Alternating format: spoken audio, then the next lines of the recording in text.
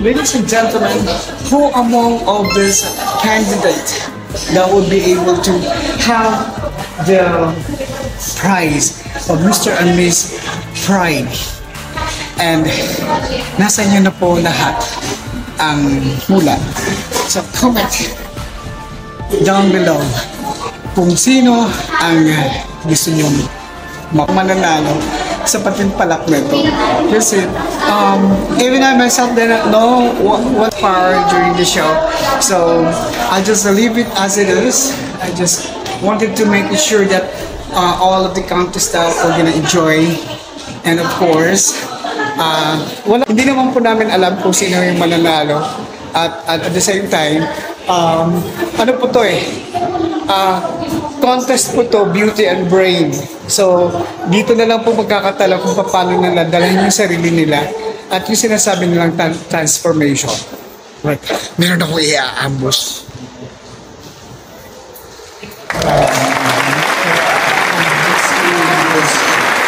At kasi nakita ko yung boss namin, ambush ko yung boss. Boss, ano nga ba yung purpose ng may pride tayo ngayon? Siyempre, we want to celebrate the people part of the LGBT. Huwag ka muna sumapag. Wala kang for. Kasi maganda yung phone mo. Parang 25 years old. Yes, boss. So, ayun nga, we want to celebrate the people from the LGBTQI+ community because they have a lot of contributions sa community natin.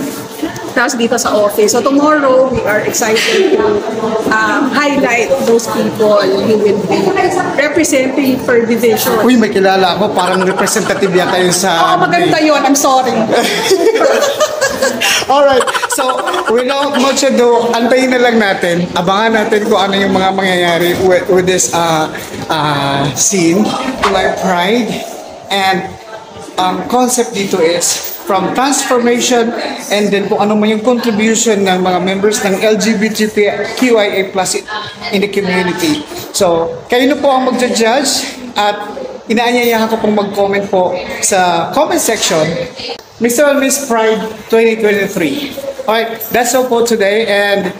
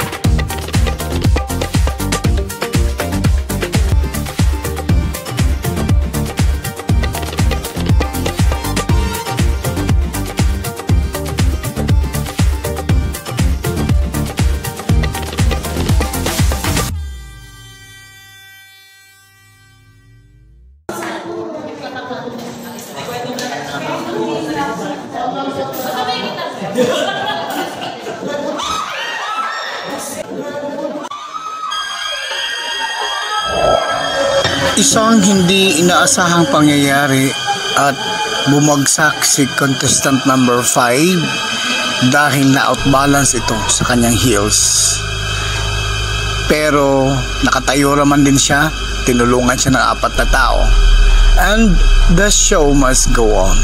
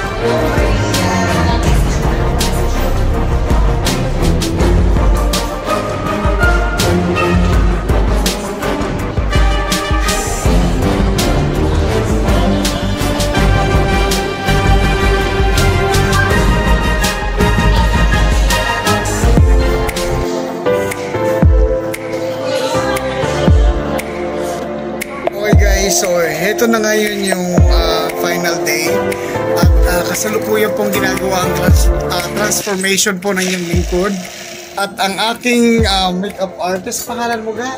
Jessa. Ha? Ano pangalan? Jessa. Jessa. Yan, taga saan si Jessa? Davao City. Davao din siya. O diba? Creative talaga yung mga taga Davao. At mamaya papakita ko sa iyo kung ang itsura ng yung kung paano from yung picture na yan matatransform ni Jessa bilang challenge na ngayon.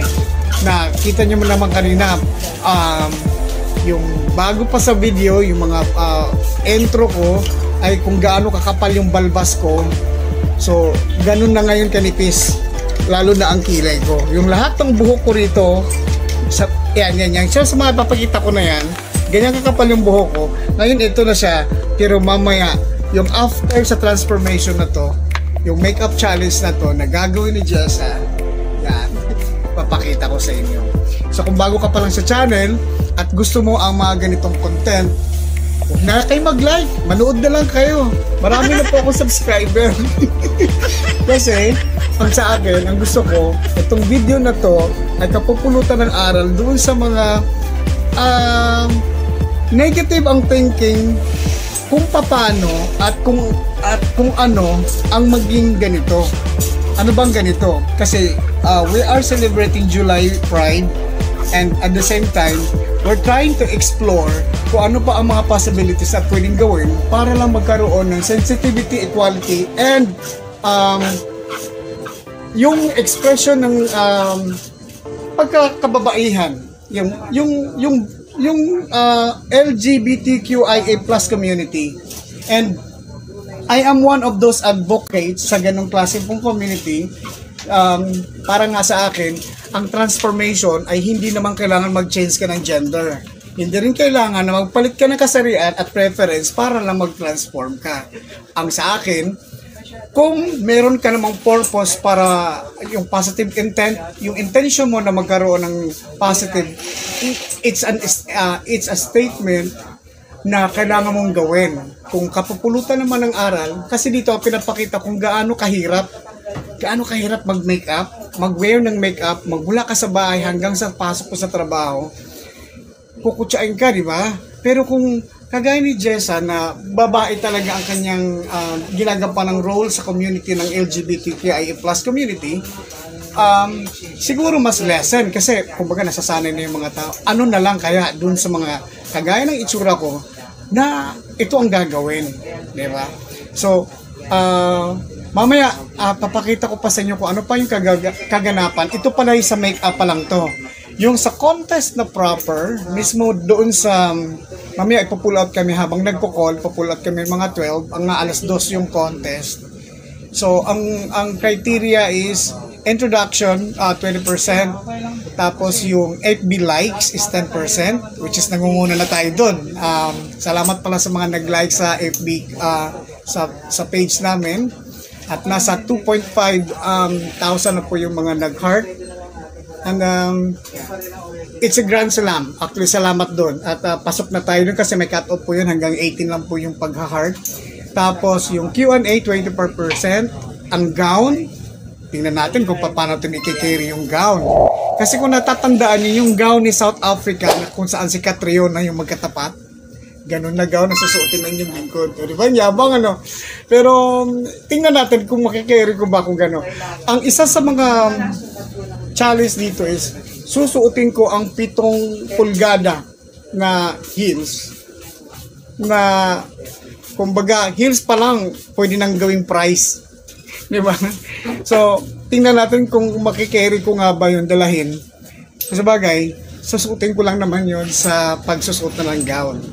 And then mamaya ipapakita ko rin sa inyo yung total transformation na. Alright, so yun lang muna. Okay.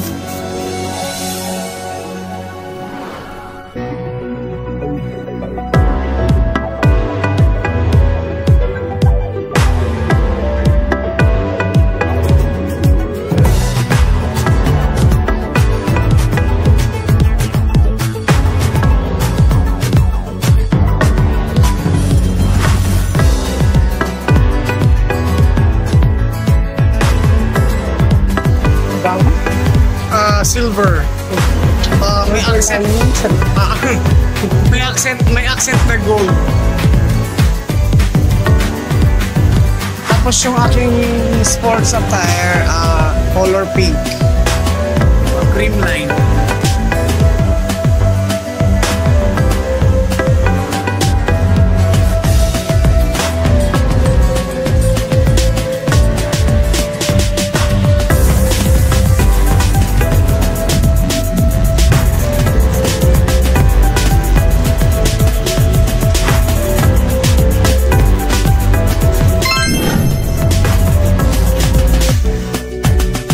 Talagang pale ang ipinalipstick mo. Hindi ka pwede na kita dito. Pwede pula. Sige.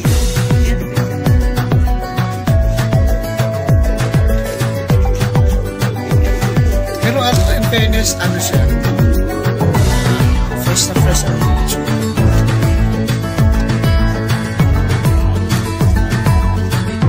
Okay na ba sa isip mo? Tapos na. Hindi, sige, palitan mo. Gusto ko pula.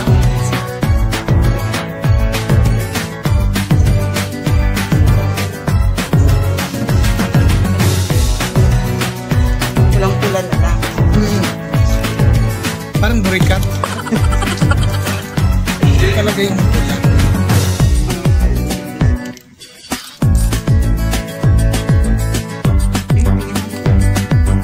Yan. Ito.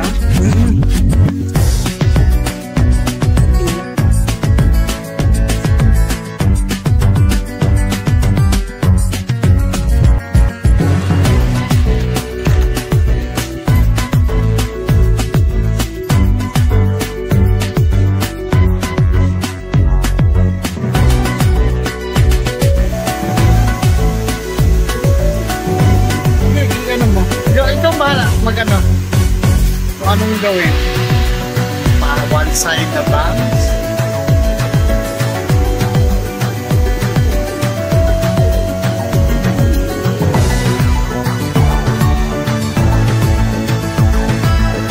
Putak mo sa atin, te. Hindi ka na maglalagay. Sige. Wearing mo lang yun.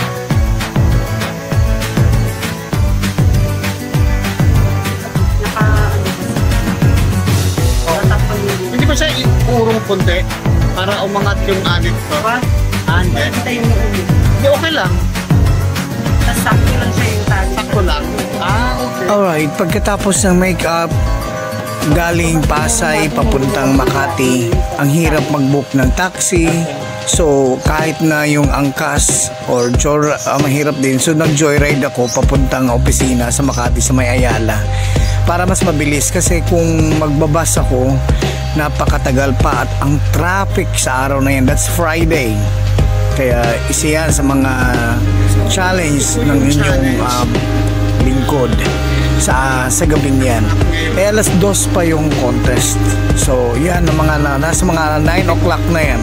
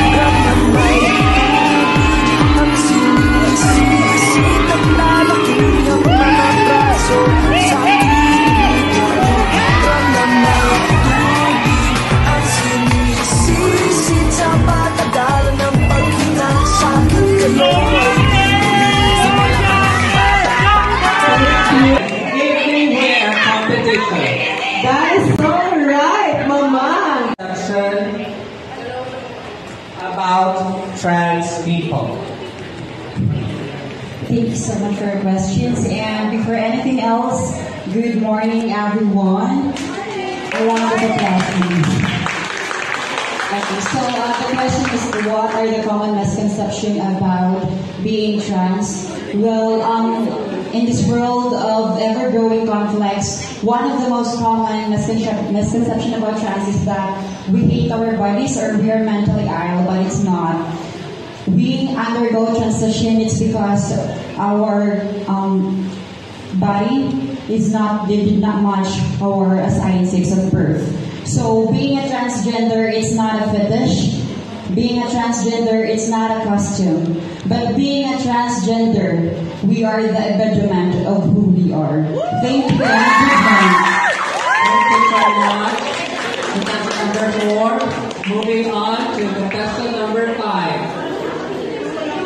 From Dish Pay TV, we'll take a question in the bowl.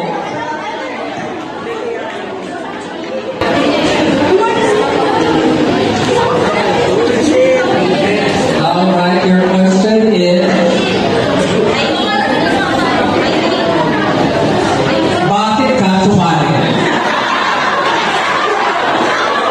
Your question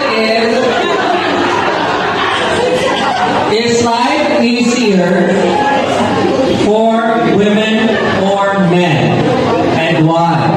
That is a wonderful question that suggests a beautiful answer. Life is easier with men and women. Of course, it is easier for men alone and also with women. We are dealing nowadays we're dealing with equality. We have diverse in all aspects of life. Whether you're a man, whether you're a woman, stand alone, can live without each other. However, no one is an island. We need each other, so we need to collaborate. I just wanted to share this experience. Today's purpose why I joined this contest is not really to join the contest because who am I to join these beautiful ladies, right? I am just a strong man. Don't you know that? However, the purpose of joining this is to set a mindset. We need to collaborate and we don't need to compete. In real life, collaboration is needed so that we can be able to reach out those people who are newbies, who are cocoon. How can we be able to reach out those people if we are competing with each other? That's what I can say. Thank you. Happy Pride Month. Thank you so much from KTV. On to our next contestant. I'd like to request Manager Lloyd Canueco for Wireless to award with a sash and a plaque of recognition.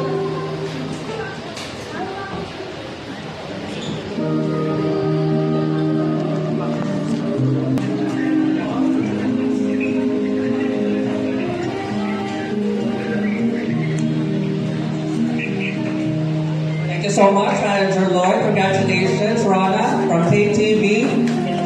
Our Mr. Influencer 2023. Now to award this, I'd like to request Senior Operations Manager for Dish Sales, Mary Willett. Congratulations to Morris Bernard.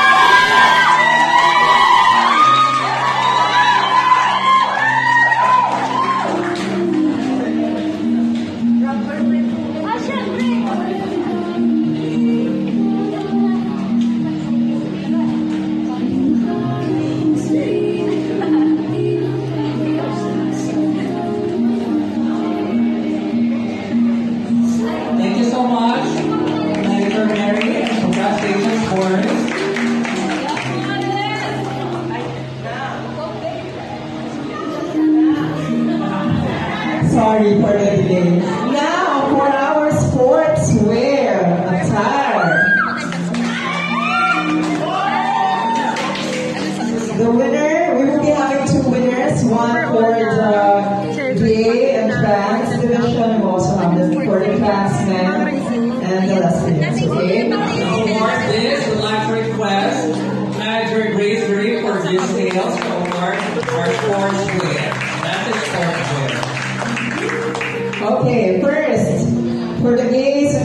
Let's win the division. Tapos ayun. The winner is... Motor siya talaga.